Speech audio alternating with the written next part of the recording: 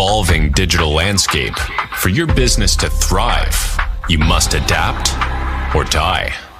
Welcome to Marketing in the Age of AI, the podcast helping you harness the power of AI and marketing tools to revitalize and grow your business. And now here's your host, marketing expert and author of Authentic Marketing in the Age of AI, Emmanuel Rose.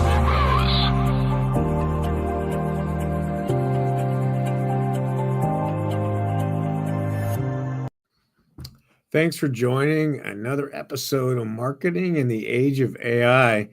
I have the pleasure of talking to Vince Warnock today, and he has been in the front of this thing since I think about February 2023, and I'm excited to see what he's got cooking up and what your impressions are, Vince. Welcome to the show.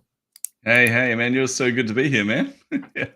Yeah, I'm really I'm happy you could make some time, and I know you're on the other side of the time zone right now. You're in Australia, right? Yes, I am. It's 5 o'clock in the morning. Well, man, after my own heart. Yeah. That's awesome. You're up early, and thanks for joining us. Oh, thanks for having me, man. Yeah. Well, it's been a pretty wild ride, even just since February 2023 when you released your first prompt writing book. What are kind of some of the high level impressions that you have in this so far? Oh, mate, it's been a crazy ride. So February 2023 is when I put my first AI book out there. Yeah. But I've been in the industry for about 20 odd years, and when we saw the change, like I was the chief marketing officer at Sigma Insurance. We were working on a massive AI project, which was so much fun, like, honestly, but so much manual labor, so much training of these models, fine tuning these models over and over again, just to get them to a state where we could put it in front of people.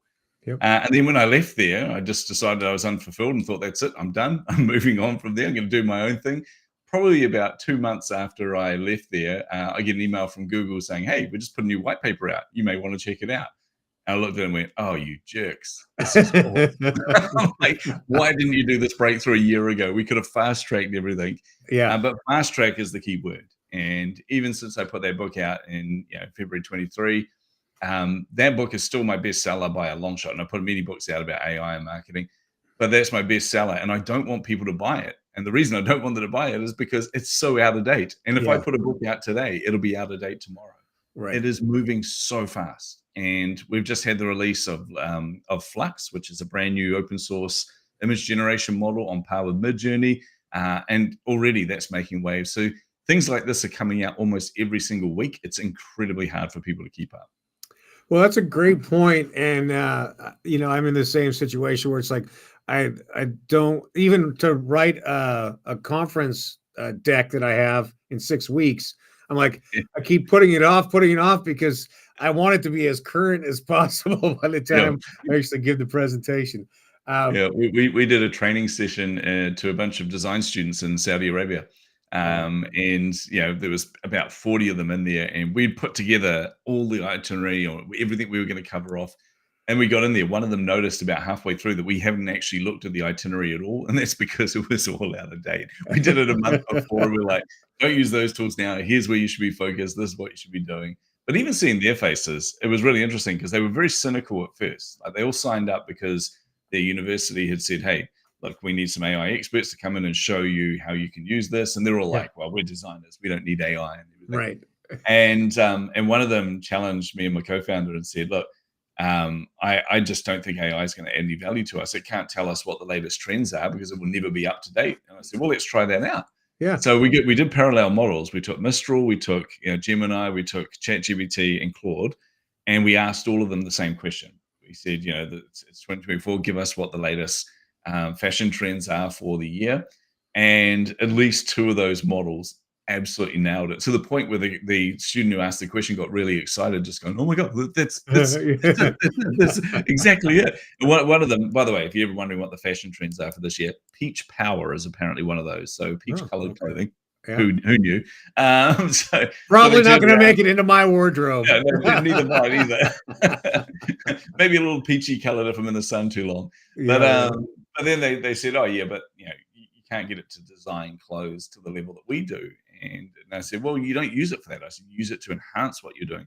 And one of them just cheekily said, I bet it can't make a peach colored wedding dress. So we said, all right, let's test Yeah. this out. So again, Right. we did multiple models. We used Midjourney, DALL-E, and that. And even just in DALL-E, which is the least realistic looking, or like photographic looking at just a base prompt, what it came back with was stunning. And all of these students were like, whoa. So then we took that. It was this image of this beautiful woman on a beach in a peach colored wedding dress that looks stunningly gorgeous. We then took that and threw it into an animation program and animated the sea around it. Everything. We used Leonardo's motion thing. Yeah. They animated the sea around. Suddenly we've got this beautiful visual of these waves rolling in and this woman, a little bit of wind in her hair, wearing this beautiful, modern and fashionable wedding dress. So yeah, it's interesting how quickly people's tune can change when they see the power of these things. And it's interesting even that students are not like in that I wonder mindset to go and test a bunch of things, right? But they Oh, have to be instructed to do it. I think that's yeah, fascinating. exactly. Yeah. Yeah, and that's the thing too. I mean, you know yourself, when we first used chat-based, LLMs or chat-based AI, we first used that. We probably came, I definitely came at it like I was using Google. Sure. I came at it and just tried to put a whole pile of keywords in there, Right. like write, email, blah, blah, blah, blah, blah, blah, instead of having a conversation with it. And it took a little while to actually understand that this is like talking to a human being. Right. When you can get your head around that, it's so powerful. But not only that, it's so empowering. Like I was just talking to someone the other day who's an ADHD entrepreneur and they're early stage business owner. And they're going, well, hey, I don't have the money to hire a designer. Right? They're doing all the designs themselves. They're using Canva. They managed to pay for that. And then they're like, well, I just can't afford stock images. I can use what's in Canva, but everyone else uses those as well. So now they're using, like they've paid for ChatGPT and they're using DALL-E for their imagery, putting Right. it into their posts. But they're also, now got basically a professional copywriter on hand. They've got a professional marketer on hand. They've got all the things that they need to elevate them to the point where they could probably hire those people rather than having to fork out all the money now or just not have that level of experience in their business. So it's kind of crazy. And just seeing the look on his face when you can see he's elevating, he's putting this stuff out there that he's really proud of. It's really professional and it's looking really good. And he's like, oh my God, this is amazing. This is what I've always dreamt of. It is a magic lever, isn't it, for a Oh, yeah. one-person show or a small startup? Yeah, it's an equalizer, really, isn't it? Because Yeah. it's you come in as a one-person show who's just starting out in business, but you now have the same abilities and the same access that people that have been in business for a very long time. And that's what I love about AI, probably more than anything. Is we do a lot of work with one of my businesses around helping and empowering women in at-risk situations, so either at-risk countries or at-risk situations financially and things, and helping them to use AI to create financial freedom. And when you see that, tools that were only ever available to your, Jeff Bezos and your Mark Zuckerbergs of the world, basically people with a huge amount of money, Yeah. now in the hands of people that can actually use this to make their lives better. This is it's a very powerful thing to see. So yeah, we've just been able to see so many people break through. And that's the part of AI that doesn't get talked about enough. Yeah, that's true. I have a question though, Vince. How do you recommend that people stay on top of this exploding database of tools and techniques and processes? Magic is the only way. No, so get yourself a crystal ball and try and work it out. Look, the hard way is to go through and obviously consume. Like I take time every single day. Now I'm in the position, luckily, with my businesses where people approach me and say, "Hey, I've got a new tool. I've got this new technology. Can you test this for me? Can you come on the board?" All those kind of things.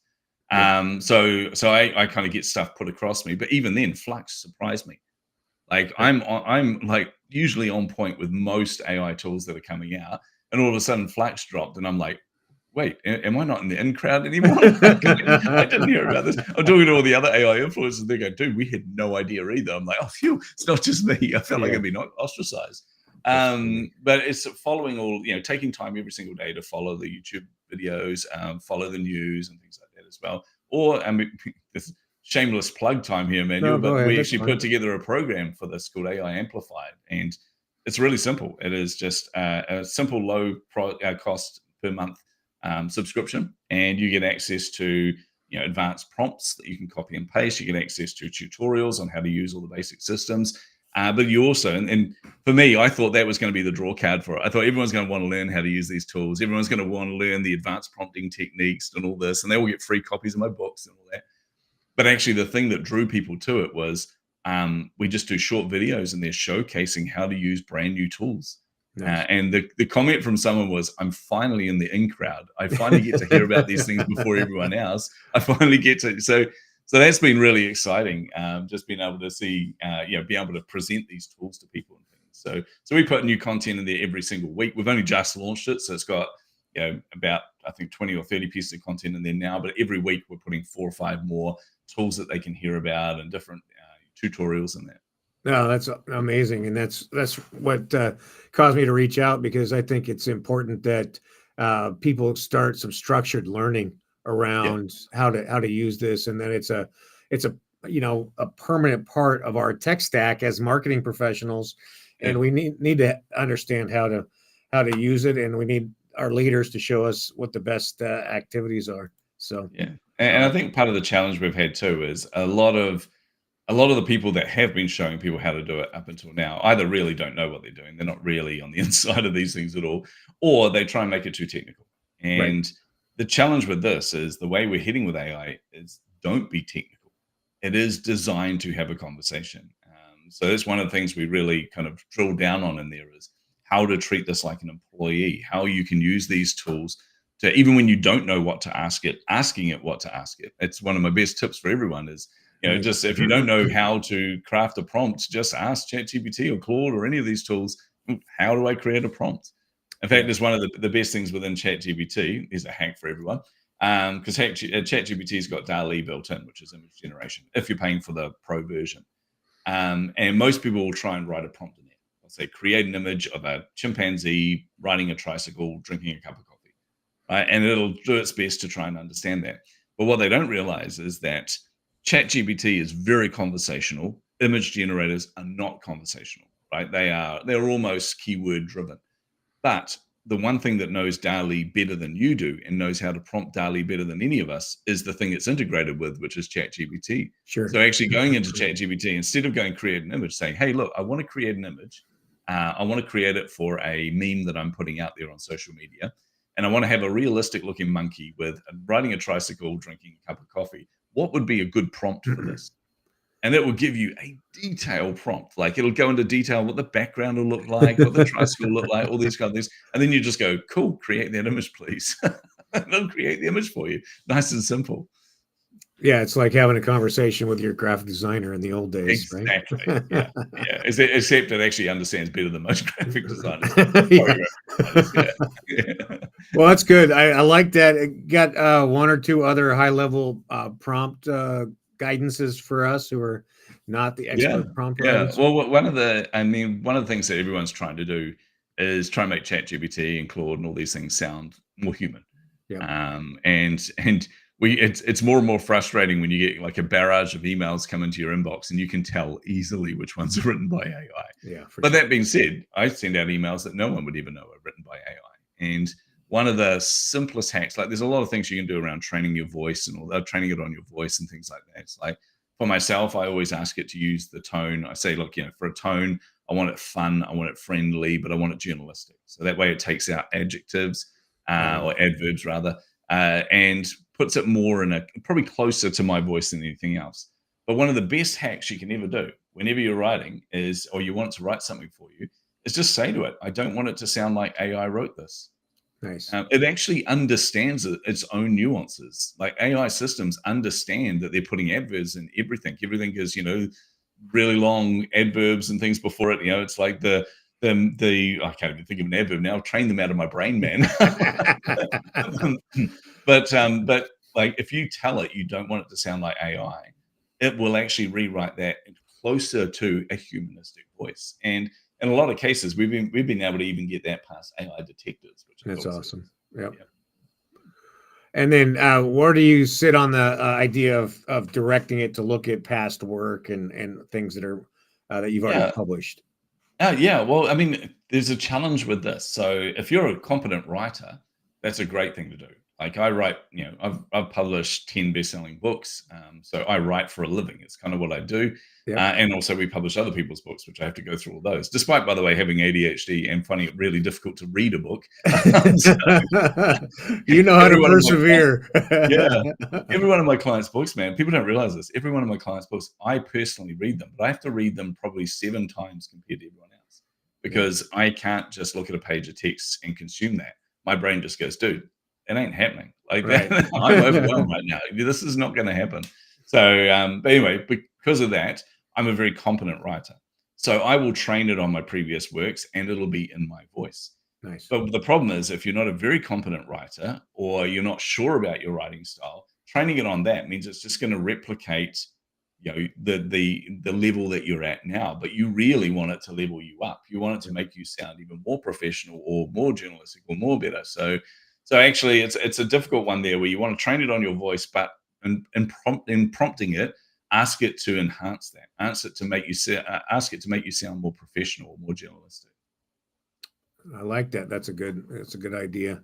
Um, I think the other thing I wanted to ask you about was just if you have a couple of tools around just this client content journey and how we can start to take the ICP and work it through the content journey and embellish what a 1 or 2 person marketing shop would do. Yeah, oh, definitely. I mean, the key thing with that is, well, there's two aspects to that actually. The key thing is most of, like Claude and ChatGPT, which are my two favorites, by the way. I know I try to be unbiased and say, hey, Gemini's out there and it's really powerful, which it is. The new models, benchmark wise at least, is looking really, really good. However, Claude and ChatGPT are the two best models by Yep. a considerable long shot. I reckon Mistral's just after them. But these tools will actually guide you on that journey. If you treat them as though, and this is what we do, we actually say to it, look, acting as a professional marketing agency, with over 20 years experience, acting as an agency that has won many awards on helping clients to get results, helping generate leads, all these kind of things. Then ask it the questions and just say to it, look, I want to put together a marketing plan. What are the key questions you should ask me? And it will ask you the questions like, who is your ideal customer? And you go, I'm not sure. I think my ideal customer is this. And then it'll ask you follow-up questions. So get it in the mode of actually asking you, and even tell it, if you don't know, don't make something up, ask me and we'll have a Nice. conversation. Yep. So actually getting it to help that process with you, it will draft a really solid plan. And by the end of that, you'll end up with, an ICP, you'll end up with, message tree for all your messaging and everything. So you'll end up with a pretty solid approach to marketing. But the other aspect there, and this is the bit that excites me the most, is half the time you don't even need to do that. You just need to get it to do it for you. And what I mean by that is we're setting up some pretty advanced AI automations. And I say advanced, they're advanced to build, they're not advanced to use. One of my clients at the moment, Emmanuel, he's over the moon. He's an influencer that just doesn't have time. Like he travels everywhere and he will Yep. get to a place and he's like, oh man, I've got to quickly jump on a train somewhere, but I want to capture this moment. So he'll take a few photos and he's like, oh, but I can't write up a post now. So he'll actually just jump on his phone. We've set this up for him. He goes into a Slack channel and just leaves a voice message. And Nice. you'll see something like, I don't know, the Louvre, the museum. You'll see the Louvre and he'll go, quickly leave a voice message and go, okay, I want a blog post about the power of established museums like the Louvre and their influence on our modern designs, or something like that. And they'll push stop. Now, our automation then kicks in. That voice message triggers an automation process that transcribes what he said, right? And then puts that into a primer to then understand what he's trying to say, takes that, goes out to Perplexity and says, I want 3 pieces of supporting information or 3 to 5 pieces of supporting information, from recent, basically in the last month. So whether they're news reports, whether they're commentary from major commentators out there, whether it's a tweet from someone, whether it's whatever, something that's going to add some credibility to this, pulls that back in, puts it into another primer, then goes into ChatGPT, writes out a full blog post of this using our best practice around virality, so more chance of going viral, then creates an image around that and everything. So from his perspective, here's what the process looks like. He leaves that voice message. About 15 minutes later, depending on the cycle that we've got it running on, he will get a ping and he'll go into Airtable, which we've set up for him. It'll have the blog post there. He can look at that and go, oh, I love that. approve, or he can go, I'm not happy with that, rerun. And then if he approves it, it goes through and says, here's the image for this. Do you like this? Approve or rerun. Once he approves that, it will post that blog post to his website. Then we'll rewrite that for LinkedIn post, a Facebook post, an Instagram post, and a tweet, and Beautiful. Automatically post those to his different platforms. So his process is literally leave a voice message, click approve twice, and then everything is posted out there. So his content is like 100 times what it was before. So from a marketing perspective, that is powerful.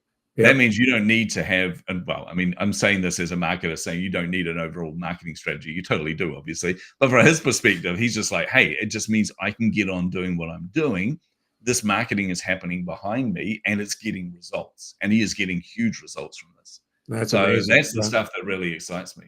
Yeah, well, I love that use case and that connection that you've made between somebody's experience and then generating. You also threw in Perplexity, which I think people need to pay attention to in terms of a tool that does a great job of actually citing content versus hallucinations. Yeah. Well, it's an RAG model. So most things like ChatGPT and Claude are what we call generative models. Yep. So that means that they understand language and they're having a conversation with you, and they're making things up. And sometimes, as you said, hallucinations, sometimes they're making things up completely. They're not just making up content, sometimes they're making up facts. And you're like, that's not true. Right. Whereas with Perplexity, it's a retrieval and generative model, an RAG model, which means that when you're asking it for information, it's making up the conversational side of that. But the factual side of that comes from cited sources, comes from information that's being fed into it that is authoritative. So really powerful for your writing, really powerful for your content. Well, I want to end with one last question because it's so cutting edge, which is, what about GEO, generative engine optimization? How do we start to capture that? Mate, for me, I'm not on that side very much, but I can say it's probably a case of waiting for QStar to come out, or Raspberry, as we're calling it now. So waiting for some of these more, and this is an interesting point, because we talk about AGI, or artificial general intelligence. We talk about that kind of next, that quantum leap of AI, where AI is as powerful and as understanding as a human being. So everyone's looking for when is AGI, when is AGI? I would argue it's already.